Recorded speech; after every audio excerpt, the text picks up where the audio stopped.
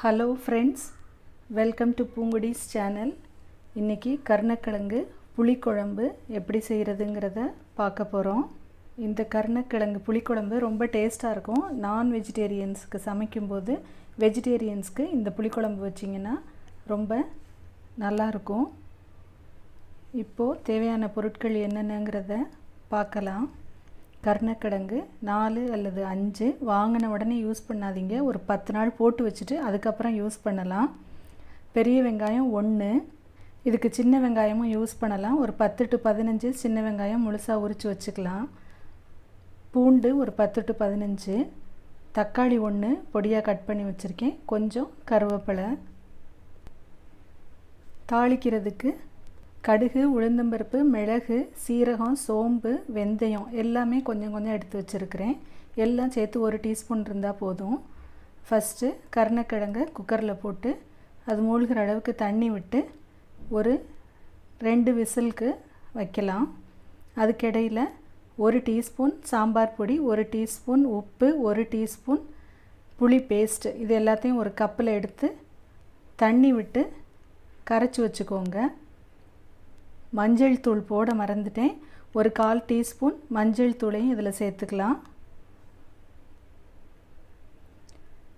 இப்போது கருணக்கிழங்கை வேக வச்சு எடுத்தாச்சு. நல்லா ஆறுனதுக்கப்புறம் இந்த மாதிரி தோலை உரிச்சிட்டு ஒரு பவுலில் போட்டு வச்சுக்கோங்க. க்ளீனாக தோல் இல்லாமல் எடுத்துருங்க. இப்போது இது இந்த மாதிரி ரவுண்ட் பீசஸாக கட் பண்ணி வச்சுக்கலாம். ஒரு ஃப்ரை பேனில் எண்ணெய் 2-3 டீஸ்பூன் ஊற்றலாம். எப்பயும் யூஸ் பண்ணுறத விட கொஞ்சம் ஜாஸ்தியாக ஊற்றி கடுகு, உளுந்தம்பருப்பெல்லாம் பொரிய விடலாம். அது பொரிஞ்சதும் வெங்காயம், பூண்டு, கருவேப்பிலை இதையும் போட்டு நல்லா வதக்கிக்கோங்க.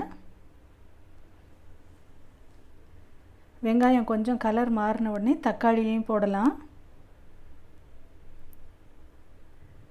தக்காளியும் கொஞ்சம் வதங்கினதுக்கு அப்புறமாக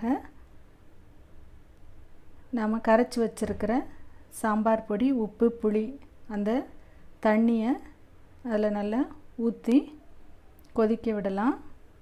இந்த டைமில் இந்த பூண்டு, வெங்காயம்லாம் நல்லா வெந்துடும். இப்போயே தேவையான அளவுக்கு தண்ணி விட்டுருங்க. குழம்பு உங்களுக்கு எவ்வளோ வேணுமோ அதுக்கு தகுந்த மாதிரி தண்ணியை விட்டு மூடி வைங்க. ஒரு 2 மினிட்ஸ் கொதித்ததுக்கப்புறம் இந்த தக்காளிலாம் வெந்துருச்சு, அதை லைட்டாக மேஷ் பண்ணி விடுங்க.